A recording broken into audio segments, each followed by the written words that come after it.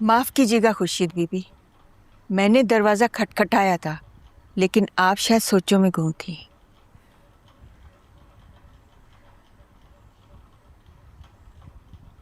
बुआ, मैं आपके कदमों की आवाज़ पहचानती हूँ।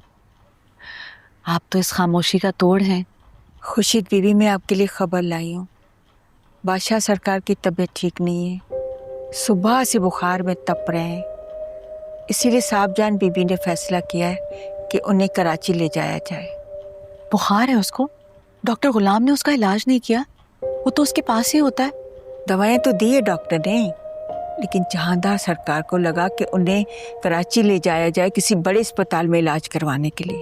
बुआ, बादशाह मेरी जान का टुकड़ा है। वो तो बचपन से ही बहुत नाजुक है।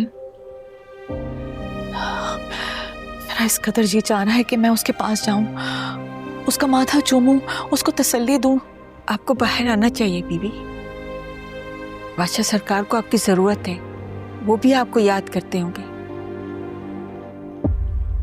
बुआ, ये दरवाजा, ये दीवारें मेरी कैद हैं। ये हवेली की रिवायात है। आज से 22 साल पहले मैंने अपने आप को इनके हवाले कर दिया था। इस दरवाजे को पार करना आसान नहीं। कभी कभी दिल चाहता है कि सब कुछ भुला कर ये दरवाजा खोल के बाहर निकल जाऊं, लेकिन इस हवेली की रिवायतें मुझे जंजीरों की तरह जकड़ लेती हैं बुआ। खुर्शीद बीबी, रिवायत इंसानों के लिए होती है, इंसान रिवायत के लिए नहीं होते। लेकिन इस हवेली की तो अलग ही असूल है। यहाँ तो जुल्म की दास्तानें लिखी जाती।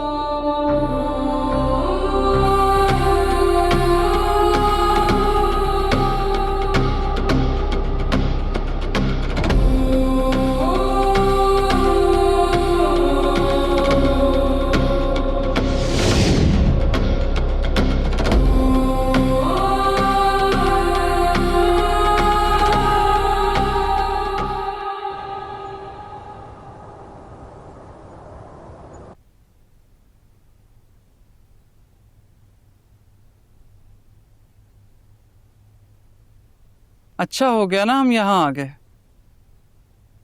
देखा कितना बेहतर हो गया यहाँ आके। आप जो भी कहें, फायदा मुझे लाजो अम्मा की दुआओं से ही हुआ। हाँ हाँ, वो तो वलियों के खानदान से है। अम्मा, जरूरी नहीं है कि वलायत वलियों के खानदान से ही आए।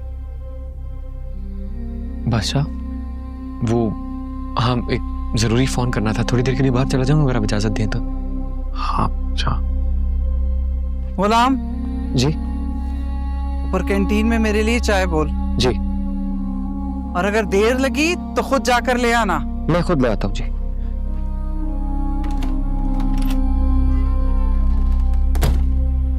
इतने पढ़े लिखे इंसान की बेइज्जती मुझे बर्दाश्त नहीं है। बस 2 कौड़ी का गुलाम है हमारा।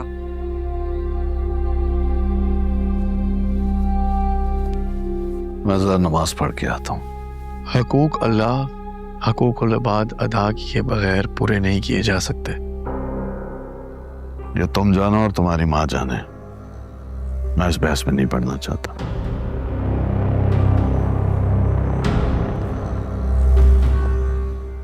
आप लोग घर चले जाएं। मैं ठीक हूँ, कल छुट्टी मिल जाएगी मुझे। वैसे भी डॉक्टर है मेरे पास। जानती हूँ हम तुम्हारे दिल को नहीं लगते ना। तुम्हारे बाबा नमाज पढ़कर आ जाएं तो फिर चले जाएंगे। वैसे भी शुक्र है कि तुम ठीक हो अब।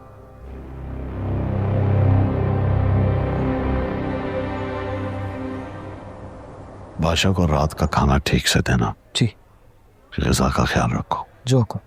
हाँ, उसे नशे वगैरह से दूर रखो, समझे? और अब रात भर उसे बातों में मत लगाई रखना। जिस तरह इम्तिहान वाली रात खुद तो तैयारी कर लेते थे, मेरे बादशाह को खेल में लगा देते थे। चलो चलते हैं। वैसे हर बार ज्यादती कर देती हो तुम। बादशाह को कभी भी पढ़ाई का शौक नहीं रहा। रहने दे सरकार, ये तो मेरा ही जिगर जानता है। जो इन दोनों माँ बेटा को मैंने बर्दाश्त किया, अगर निकाल देती ना तो गांव वाले पत्थर मार मार के हलाक कर देते।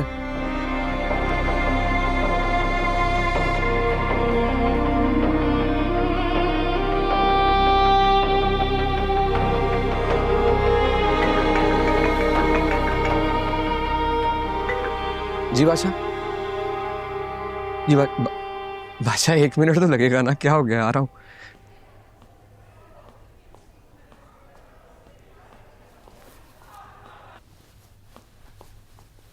शाह क्या कर रहे हैं आप? चल चले, टाइम नहीं है हमारे पास। कहाँ? उसी लड़की की गली, और कहाँ? बादशाह माफी चाहता हूँ लेकिन बड़ी नॉनसेंस सी बात है ये। 5 घंटे का सफर है, तबीयत ठीक नहीं है आपकी। तो तू चलाएगा ना गाड़ी? बादशाह हॉस्पिटल में एडमिटेड हैं आप। देख, वैसे भी मेरी कल छुट्टी है और सुबह का इंतजार नहीं कर सकता यार मैं। लेकिन यहाँ से निकलेंगे कैसे? अस्पताल है डॉक्टर, कैद खाना नहीं है। साहब जान मेरी जान निकाल देंगे, शाम में आ जाएगी। देख, मुझे पता है तू मेरी वजह से बहुत कुछ सहता है। आपकी वजह से नहीं, अपने वजूद की वजह से सहता हूँ जो सहता हूँ। यार मेरा उदास होने का कोई मूड नहीं है डॉक्टर, चल।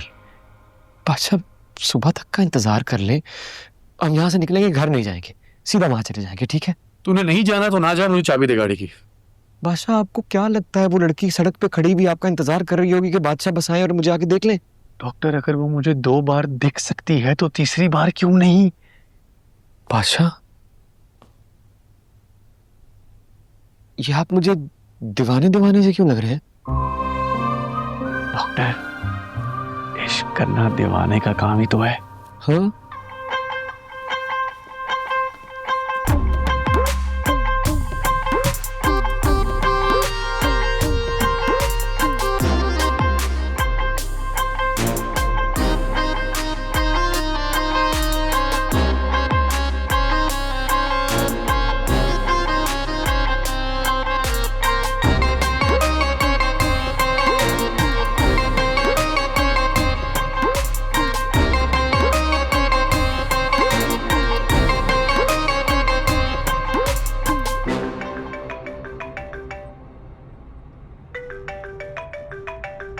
बादशाह, अम्मा उठा ले। हेलो। हाँ गुलाम, पाशा सो गया? जी वो अम्मा, जागा हुआ हूँ मैं, जागा हुआ हूँ, बिल्कुल ठीक हूँ, आप परेशान ना हो। बल्कि मैं तो जा रहा हूँ। कहाँ? उसको ढूंढने। किसे? नाम नहीं पता। पाशा तुम्हारी तबीयत? तबीयत ठीक है मेरी अम्मा, प्लीज ढूंढने दे उसे। फिर बीमार हो जाओगे। नहीं होऊंगा बीमार, इलाज ढूंढने ही जा रहा हूँ।